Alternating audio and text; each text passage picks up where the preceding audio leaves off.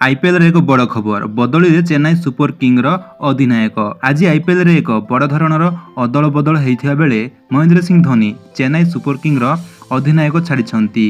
तांको स्थान रे ऑलराउंडर रविंद्र जडेजा को सीएसके रो अधिनायक करा जायछि। धोनी एबे जणे खेलाड़ी भाबरे दल सहित खेलिबा जारी रखिबे।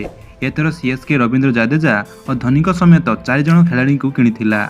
जडेजा को 16 कोटी टंकार किणा जाइथिला बेले धोनी को 12 कोटी टंकार किणा जाइथिला। तांको व्यतीत मोइन अली को 8 कोटी एवं ऋतुराज गायकवाड़ को 6 कोटी टंकार किणा जाइथिला। जडेजा 2012 मसीहारू चेन्नई दल सहित खेली आसिथिबा बेले से सीएसके दलर तृतीय अधिनायक हेबाकु जाउछंती। महेंद्र सिंह धोनी 2008 रे आईपीएल प्रथम सीजन ठार दल नेतृत्व नैथिबा बेले धोनी 213 टी मैच रे अधिनायकत्व करथिबा बेले दल को से 130 टी मैच जिताइछंती। सुरेश रायना मध्य 6 टी मैच रे अधिनायकत्व करिछंती। सेति मध्यरू दल मात्र 3 टी मैच जितिछि। आईपीएल 2022 आसंता 16 तारिख आरंभ होगा जाउछि। एही पंचदश संस्करण समस्त मैच महाराष्ट्र 4 भेन्यू रे ही खेला जिवो। 26 तारिख उद्घाटनी दिवस रे गत थर विजेता चेन्नई सुपर किंग एवं नुआ अधिनायक श्रेयस अय्यर नेतृत्वाधीन कोलकाता नाइट राइडर्स मुहांमुही हेबे। तेबे यह पूर्व सीएसके निज अधिनायक को बदलाइछि। तेबे दर्शक मानक नजर रहिबो सीएसके आगु केमिति प्रदर्शन करूछि।